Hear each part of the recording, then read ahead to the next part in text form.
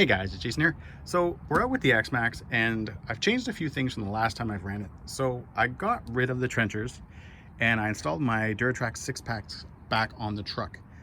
If you've been on this channel for a while and you've watched any of my Crate and 8S videos, X-Maxx videos, you'll know that I love these tires. I actually, for the price, they're half the price of the other brands, 8S tires, and yet I find they actually perform better. They're lighter, they're belted. I've had zero issues with them, and even though I do like my trenchers a lot, I just wanted to come out today and try these and just kind of give them a quick rip, see how they behave with the 1100 kV.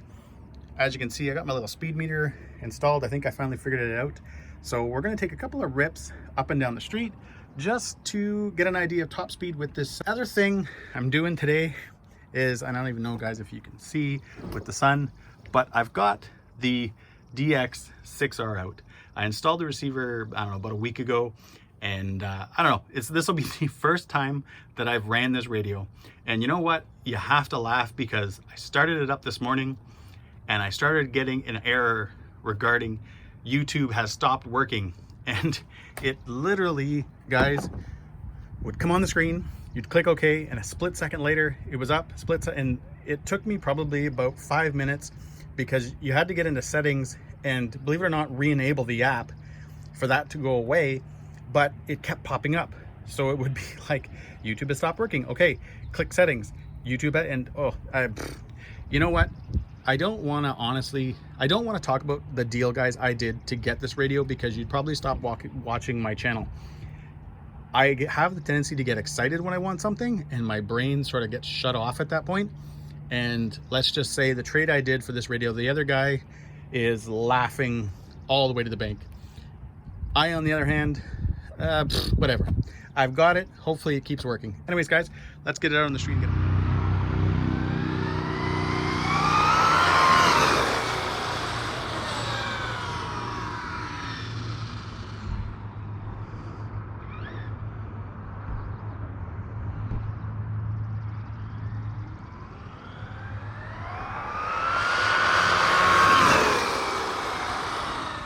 All right, guys, so I just did a quick little rip up and down the street and 59 miles an hour. I'm very impressed with that, especially since I'm running the 50-tooth spur and a 29-tooth pinion, and that is the only gearing I've actually ever ran in the truck since I put in the 1100.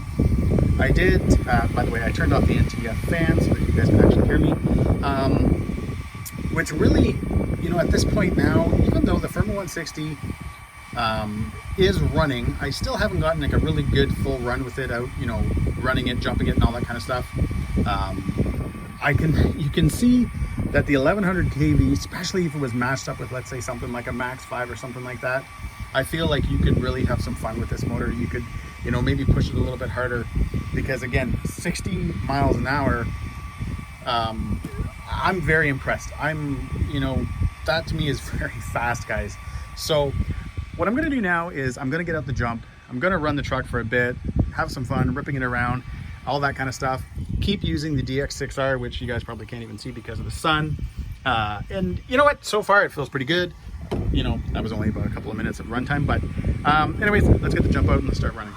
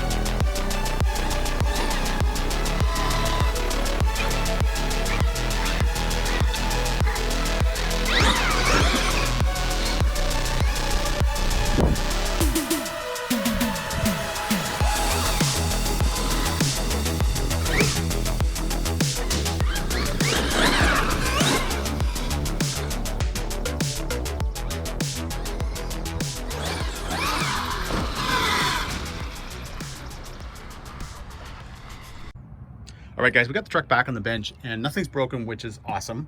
No servo savers or anything like that. No servo horn, sorry. So that's all good. But you know, here's what I'm gonna say. Truck was awesome.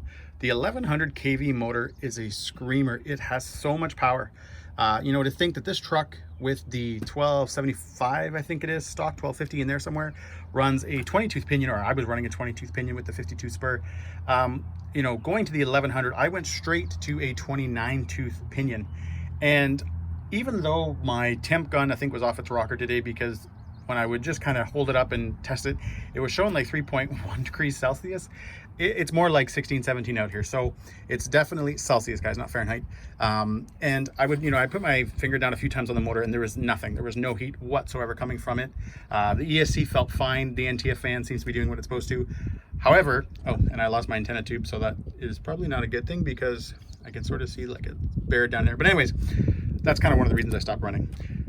The Firma 160, I seem to have the temperature, I think, under control, running that big fan, running the cap pack, all that kind of stuff. However, and I'm curious right now to the guys that watched the video from the start to the finish and who was watching me jump and watching everything, if you guys noticed anything, because I did notice a few times a bit of a loss. I don't think it's the radio, even though I'm running the DX6R. I don't think it was the radio or anything like that. I could feel like a bit of a loss, and it almost like a split, you know, delay, a split second delay when I would kind of mash it, you know, to do, let's say, the, you know, to do a backflip or to brake when I was in the air and stuff like that. And I do believe that to be the 160, because I know I've read a lot of people, and I read the comments, guys, and I've, you know, looked it up online where a lot of people talk about, you know, the 160 just doesn't cut it with an 1100. Even though Hobbywing says it does, it doesn't. And I feel like after today's run, even though I kept my temps under control, I feel like after today's run, I definitely need to move up to a max 5. I'm also going to say something. The last truck I drove before this one was my Creighton 8S. And you can really feel the difference in the censored to a non-censored setup. Now, I know that sounds duh, of course. But to be fair, I never really thought of it in a basher and stuff like that. But I did notice it today, just because, again, the last truck I drove was the Creighton 8S with the censored combo, just in the smoothness and everything of it. So, you know what? I'm kind of curious now to see what I'm going to do. Obviously, money, guys, is always a factor. So it's not like I'm going to be able to go out and just buy a censored combo and start running it and all that kind of stuff right away. But I did notice a difference, but we'll see. I'm pretty sure I'm going to try out the Max 5, get that in here, and see if that was my issue with the, you know, kind of the delay and stuff like that. But now, going back, guys, just to a more positive, you know, view on this truck, this thing is incredible. I have done videos on the Creighton 8S versus X-Maxx, X-Maxx versus Creighton 8S, all that kind of fun stuff. And you know what? I probably should do another one, because this thing is an animal. With this setup, with that 1100 kV motor, this truck just flies. It's like a whole new rig. It's a whole new experience. And I'm very, very happy with how it runs. You guys are wondering what I'm doing over here. For those that did not watch the whole video, I just was gonna put this on the screen. I hit 59 miles an hour today with this setup. And again, running that Firma 160. Sorry guys, I know I got a bit off kind of topic there. I just was trying to unlock my phone. This truck is incredible. The X-Maxx, you know, it's funny. I bought an X-Maxx and, you know, I go out and I have nothing but problems with the pinion and spur. I've had problems with the stock tires on my first 6S and my first 8S X-Maxx. And it really puts, you know, kind of a bad feeling over the truck. It puts like a bad taste in your mouth. Once you realize that if you're going to go from any other brand of pinion, so if you're not sticking with the Traxxas, which you shouldn't because it's basically powder, get rid of those motor pins, get rid of the motor mount pins, do your own mesh, get everything good to go, and the truck becomes a rock. It is an absolute beast. You know, the parts I feel like I've broken on this truck since I've had it have been all the parts that, you know, really should break. You take a bad landing, you do something stupid, you should break something, because if you're not, there's something else going on, and there's something being broken somewhere. You just haven't seen it yet. This thing has been an absolute tank. You know, I think I've touched on this before in, you know, in other videos, but, you know, even just something as simple as changing an outdrive. You know, usually you got to pull your whole diff out, you know, get rid of this, the C-clip, all that crap. Guys, literally you just have to drop this. There's a set screw in there, take it out. This slides out, put the new one in, put the set screw back in, and you're done.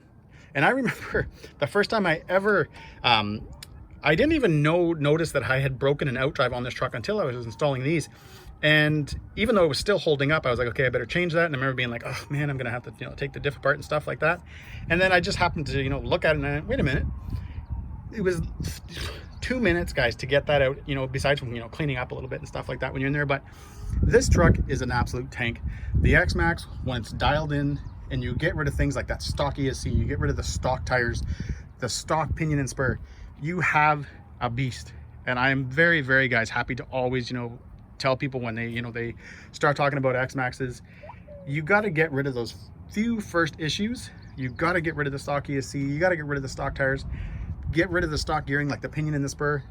But once that's done, you are left with an absolute beast. I know I've ranted on quite a bit here, but I don't know, I often watch videos, well actually I watch them all the time, and I read comments where people, you know, will talk bad about a certain, you know, truck and stuff like that. And you know, I always say this, guys, when I run either the Kraton 8S or the X-Maxx, every time I'm done running one of those trucks, I'm always happy. I'm always excited because it always does what I want it to do. It always performs the way I want it to, and it's always a blast to drive. This truck right here right now, I'm going to, the only thing I've got left to do is the bearings. They're absolute crap right now. And again, the Max 5 and some type of mount and all that kind of fun stuff I'm gonna do. So I'm gonna start looking into that today. But guys, there you have it. I ran the DX6R today. It was a radio. You know, I don't know what else to say. One thing though, I do want to show you guys, if I can. I don't know if that's going to show. Give me a second here. Is battery status 63% from that run today. So if you're coming out, if you had this as one radio and you were going to come out and run 2 or 3 models, I don't think that would happen. To be fair, I think you maybe get through 1 or 2. I obviously, guys, stop a lot. I'm doing video, I'm doing stuff like that, I'm moving things around. So I think if you were running full the whole time, you might get two runs out of this, and that's about it. But anyways, guys, there you have it. As always, if you like this video, give me a thumbs up, please subscribe, and enjoy the pics.